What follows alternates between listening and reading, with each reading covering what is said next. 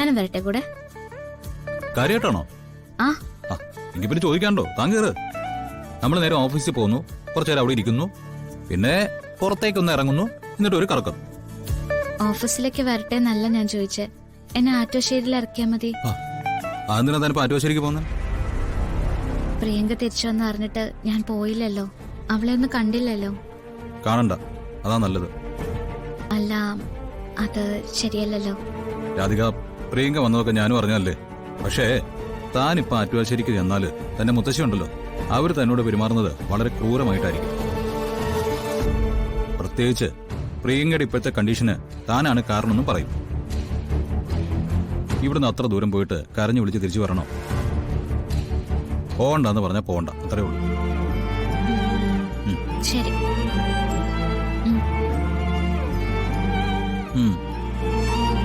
താനും നിന്നേ.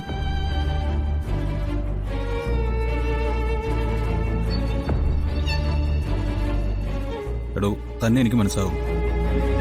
കൊല്ലാൻ അവള് തീരുമാനിച്ചപ്പോ പോലും എന്റെ അനിയത്തിയല്ലേ അവളെന്ന് ചോദിച്ചോളാ താൻ.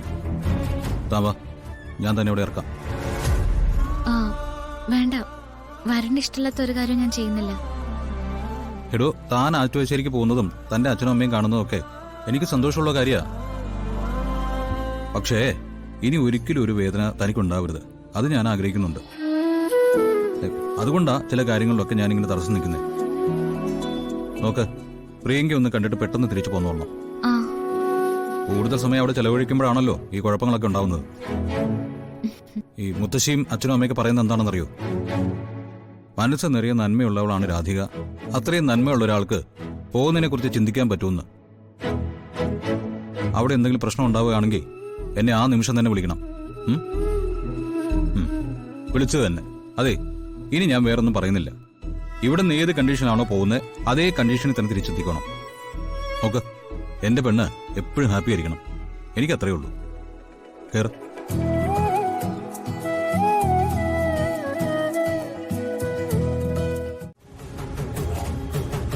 അല്ല, ഏടത്തേക്ക് എന്തെങ്കിലും ടെൻഷൻ ഉണ്ടോ? മുഖം വല്ലാതിരിക്കുന്നു. ഏയ്, ഒന്നുമില്ല. ഓ, എന്നോട് പറയാൻ ബുദ്ധിമുട്ടായിരിക്കും. എന്നെ പിന്നെ ആ തരത്തിലല്ലേ കൂട്ടിയിട്ടുള്ളൂ. നിന്നോട് പറയാൻ ബുദ്ധിമുട്ടുണ്ടായിട്ടൊന്നുമല്ല. ഷെൽഫിലെ സ്വർണ്ണാഭരണങ്ങളിൽ കുറച്ച് കുറവുണ്ടോന്നൊരു സംശയം. അതെങ്ങനെ? ഷെൽഫിന്റെ താക്കോലൊക്കെ ഏടത്തി രാധികയല്ലേ ഏൽപ്പിച്ചിരിക്കുന്നേ? അതെ, പക്ഷേ സ്വർണം പോയിട്ടുണ്ടെന്നുള്ളത് സത്യമാ. ഞാൻ 2-3 തവണയായി നോക്കുന്നു. ഏട്ടത്തി, ഷെൽഫിന്റെ താക്കോല് രാധികയുടെ കയ്യിലായിരുന്നതുകൊണ്ട് അവൾ അറിയാതെ സ്വർണം ഒരിടത്തും പോകില്ല എന്നൊരു ന്യായം ആർക്ക് വേണമെങ്കിലും കണ്ടെത്താം. പക്ഷെ ഞാൻ ഉറപ്പിച്ചു പറയാം, രാധിക അങ്ങനെ ഒന്നും ചെയ്യുന്ന ഒരു പെൺകുട്ടിയല്ല. നമുക്കങ്ങനെ മനസ്സിൽ തോന്നാനേ പാടില്ല. നമ്മുടെ വരണ്ട ഭാര്യയല്ലേ. രാധിക മോളെ കുറിച്ച് എനിക്ക് സംശയമൊന്നുമില്ല. പക്ഷേ എന്നാലും ഇതിനൊരു ഉത്തരം വേണ്ടേ? ഇപ്പൊ ഇത് ഞാനും എഴുത്തി മാത്രമല്ലേ അറിഞ്ഞിട്ടുള്ളൂ. തൽക്കാലം ഇതങ്ങനെ തന്നെ ഇരിക്കട്ടെ. നമ്മുടെ വീടിനകത്ത് നടന്ന കാര്യമാവുമ്പോ ചുറ്റുപാടും ഒന്ന് നിരീക്ഷിച്ച ഇതിന്റെ ഉത്തരം നമുക്ക് കിട്ടും. കുഞ്ഞുനാളില് ചേച്ചിയുടെ കൈയും പിടിച്ച് നടന്നത് ഓർമ്മയുണ്ടോ മോക്ക്?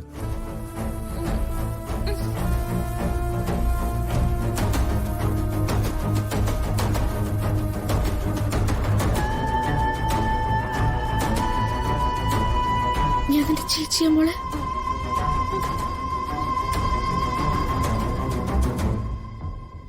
ചേച്ചിയാ മോളെ കുളിപ്പിച്ചിരുന്നതും ഒരുക്കിയിരുന്നതും ഒക്കെ.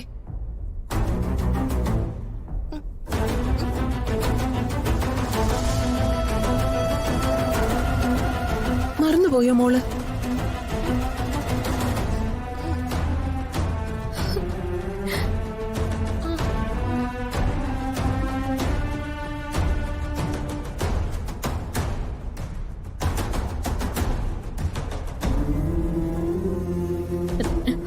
പ്രിയ, നമ്മുടെ പാടത്തിനക്കരൊരു ഞാവൽമരം നിന്നത് ഓർമ്മയുണ്ടോ?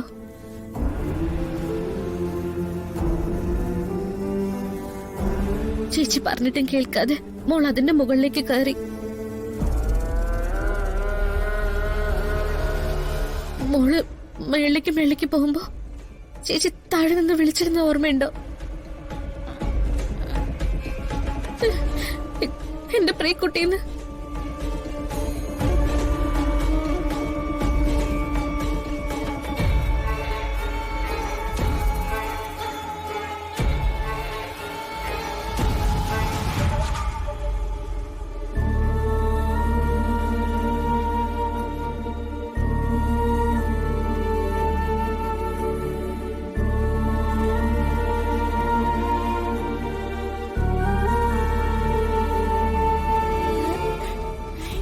ചേച്ചി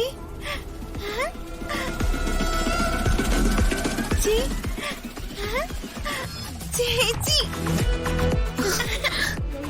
എന്റെ ചേച്ചിയാ. നോക്ക്.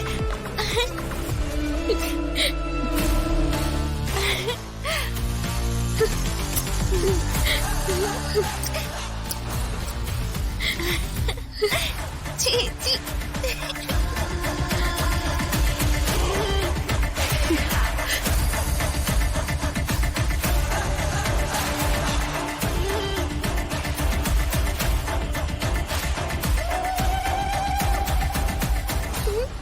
ചേച്ചി